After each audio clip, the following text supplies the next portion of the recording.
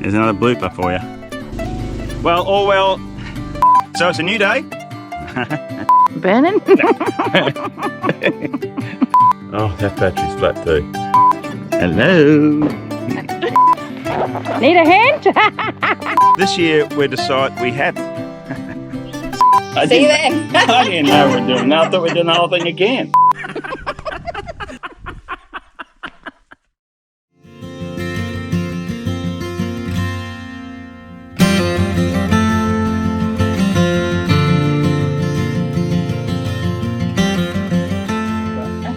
Hi everyone, we're down at our jetty. We just thought we'd reflect on the year that has been. Yes, 2024 was a huge year. We got so much done here as we prepare for the cabins. And for me at least, I think the biggest, most excitement was at least watching our Syntropic food forest grow.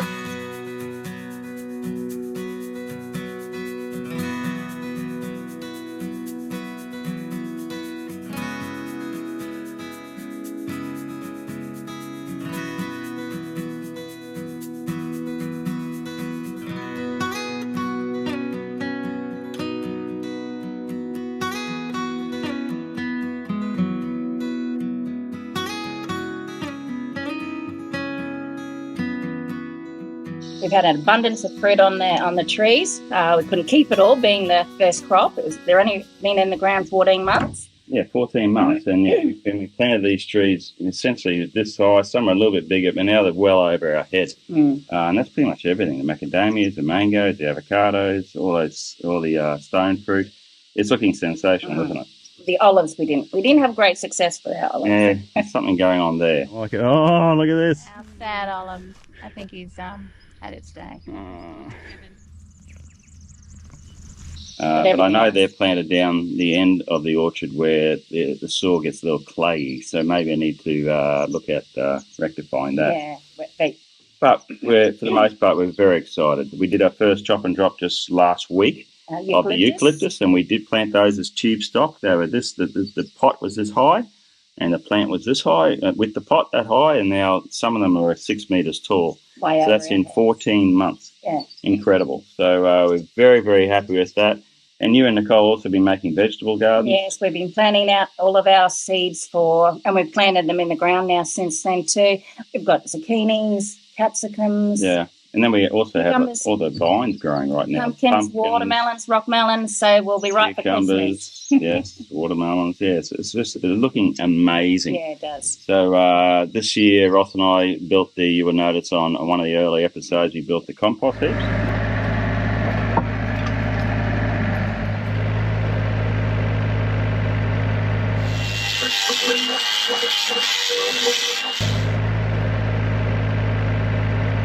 And our composting is progressing really well, I'm happy to report.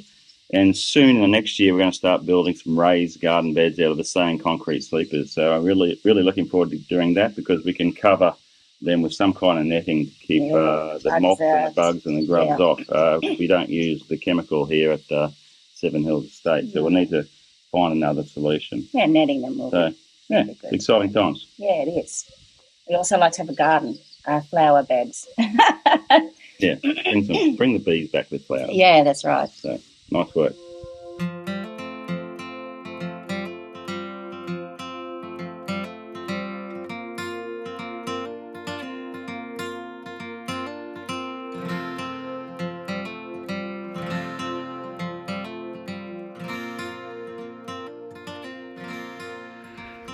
So our calf number 12 just had twins today. A few hours ago, actually. Yeah, very unusual for twins. So they're both just having a bit of So this is the mother here? Yes, with the white on its head, yeah. And so that's one sit on the white in the face. The other calf is taking the camera, but the one there. So this year we had about 7 calves, which is very cute. Yeah, the twins. Yeah, I think about it, was earlier this year, wasn't it, that Jack, our son, brought out the other half of the herd back from another property. Yeah. So the entire herd is here together. It's not huge, it's about 37 head, I think. Yep. That's not including the 7 calves we just had. Yeah. And we had that set of twins. That was pretty exciting. It was lovely. Yeah, but it doesn't come without its own problems. The 2 biggest and prize bulls got out last week, unbeknown to us. It wasn't necessarily our doing, but there's a machine on the neighbouring side dragged our fence across, and these 2 bulls just walked out into their property. So yesterday we managed to get them back, and they're going to go to work now so we can have our next seasonal calves in spring, in September, October next year. So we'll put them to work next week.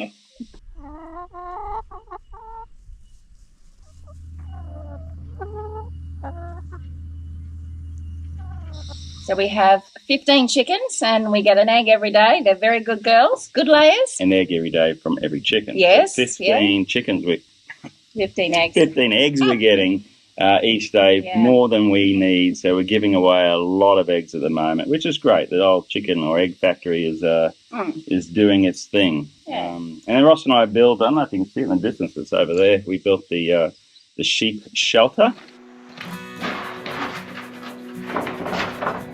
Yeah. Love that rusty look.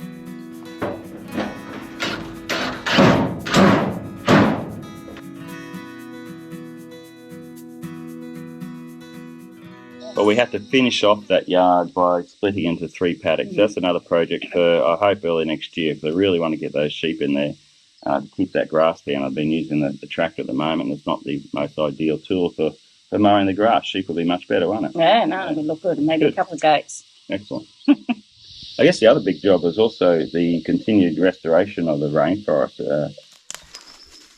There's just so much lantana. And look at the issue is that there's no, in this particular spot where we're standing, there's just no canopy, you know, and that's why you got all this devil's fig right around us and lantana. Okay.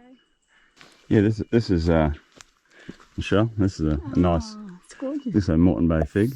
Yeah. It's all covered in lantana. Well, I think it's only lantana. There's no glycine on there yet. So it's just lantana growing out there, which is really easy to get down. Cut it from the base. And this whole strip is probably 5 acres. So the plan is to have walkways all through here. So I guess, and us, we can wander through there. It is absolutely picturesque. It's beautiful. Running streams, orchids, crow's nests, staghorns, and unique trees, cedar trees, both red and white. Oh, it's just beautiful bird life. It's just a gorgeous area, so we really need to protect it.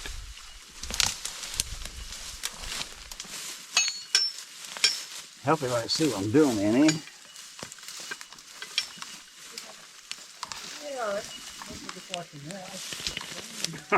Yeah, baby. Another 4 major days work with the team from Southeast Land Repair. Yes. And we're having to do extra hours on top of that. But that fence, that electric fence that Ross and I did, seriously, I was ready to pull the pin on that. Yeah, it was hard work. I was dying. That's because of the heat. I don't know if you can tell. We're in December now, but the humidity is just... The humidity is very high over those days, and to carry that heavy weight up into those hills.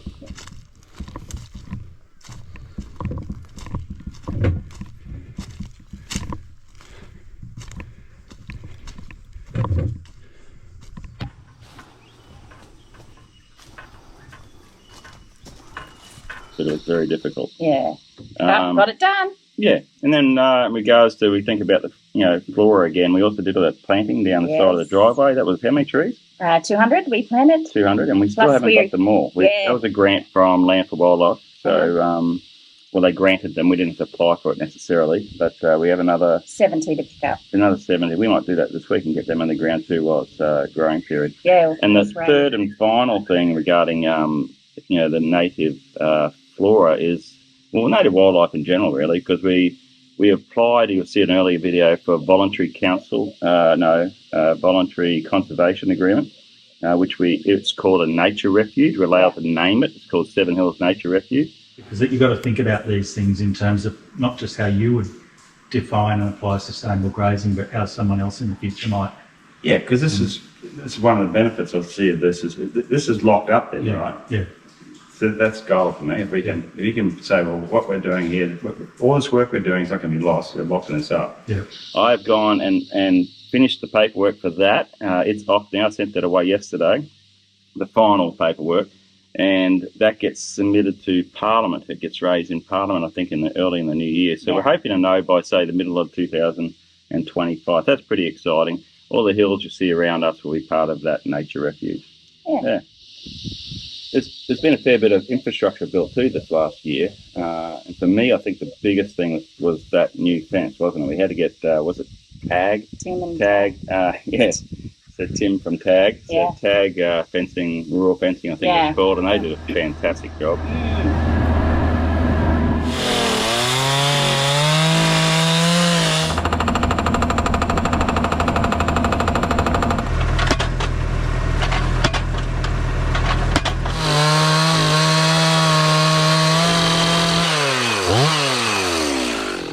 That was really exciting. That's way back in February, and that went over about 3 weeks. And about the same time, there was the Arbour into the orchard, right?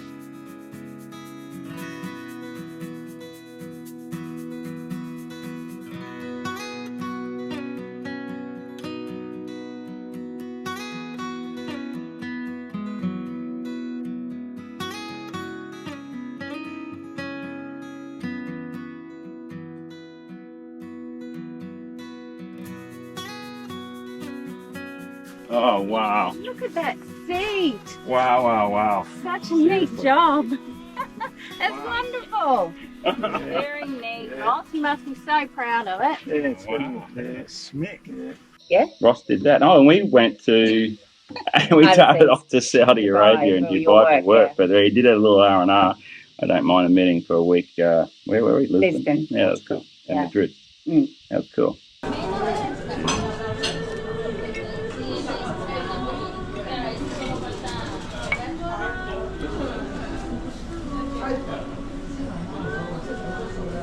Well, there's always little projects going on which we don't bother recording, but they're, I think, the two biggest ones, and that shelter over there, I guess, the third.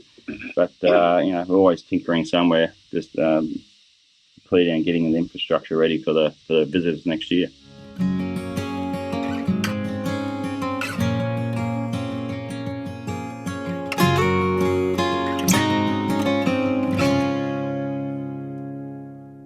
There's always ongoing maintenance, isn't there? Always. The pump, the pressure pump that we use up at the farmhouse. Out.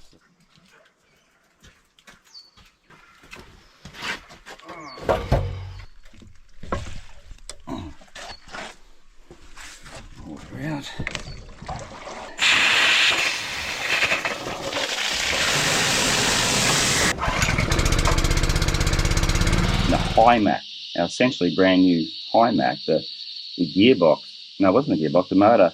I guess it is a motor gearbox. It's basically imploded. Yeah. Jeez. Look at that. Oh, chunks. Absolute chunks. And that's it there. That's the end of that shaft there. That's unbelievable. So High Mac was fantastic. They come to the party, supplied a new one, supplied all the new hydraulic fluid, remember, for the posi track. Yeah, that's right. That took a couple of months to get prepared. That was good. And the posi track. Posi track comes up a lot, doesn't it? Yeah. Well, I guess this answers the question. And I was about 10 metres away from where I wanted to put it. Bang! All the cables inside the track snapped. So crazy. Ross and I were sweating over that one. We were a little bit, I guess we were worried the darn thing was going to fall on us.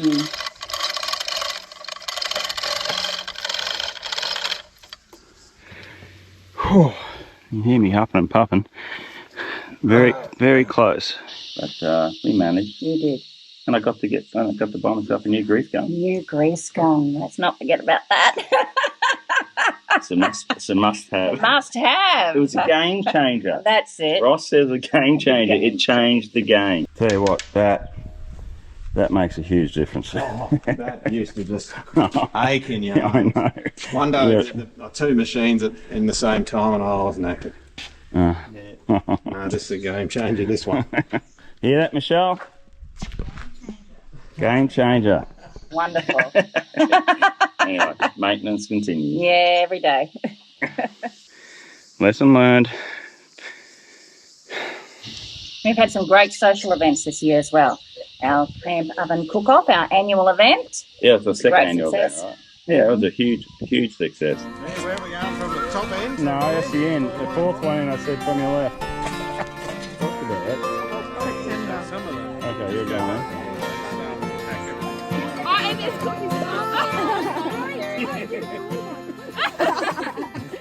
Shut up and take my money. Stephen. Great food. Great food, my goodness. But that's just for family and some very close friends. That was really good. Although our neighbours want to join us this year too. Yeah, that's true. And Nicole's birthday, that's when we planted all those trees.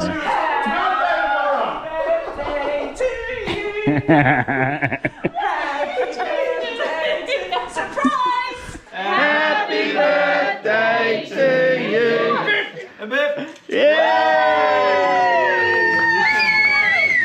Nicole's family came up and our family came up, of course. That was a really nice event. It was. That was special. Anything that brings the kids out and the family, And then last weekend we had the Burnett family Christmas, so it's rather cute. I have great nieces and nephews now, these tiny little kids. So I dressed up as Santa. I did that last year, and just to see the excitement in their eyes. Guys, I think we have a visitor.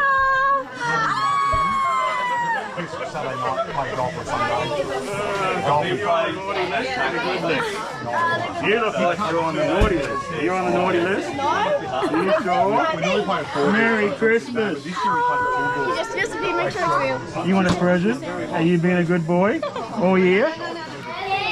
Who's a Maggie? Oh, Maggie. Merry Christmas, Maggie. Addison! You sure? Yeah. You're welcome. Sorry. You can sit here. The 2025, what's it going to look like? Yeah, as we think about that, we're very excited because tomorrow Michelle and I go to our builder's place and we sign the building contract. Yeah. So stage one is the three cabins. One of those will be wheelchair accessible, and the amenities block, which will just be over here, which has essentially a camp kitchen for everyone. Yeah, and toilets and shower and things like that. So we're so excited. This has been the longest journey. I have to admit, if I knew it was going to be like this back when I started, it's one of those situations where I might have thought twice. But we're nearing the start of it all. In fact, we picked up the power cables.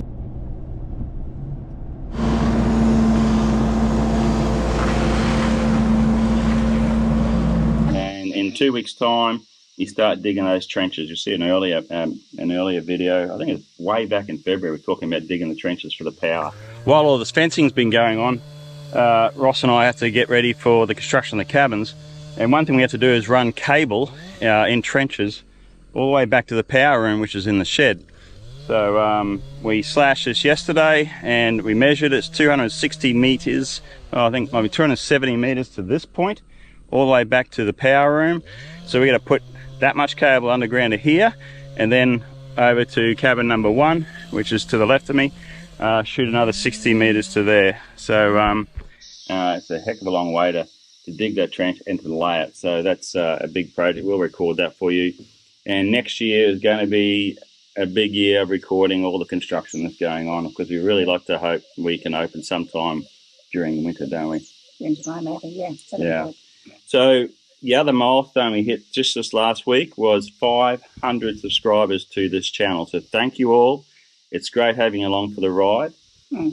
As we forge into next year, we really hope that we can, do bigger and better things and get that number well up and over 1,000, which will be cool. So we always value your feedback. Please give us some mention in the comments or raise your questions in the comments. We love the feedback.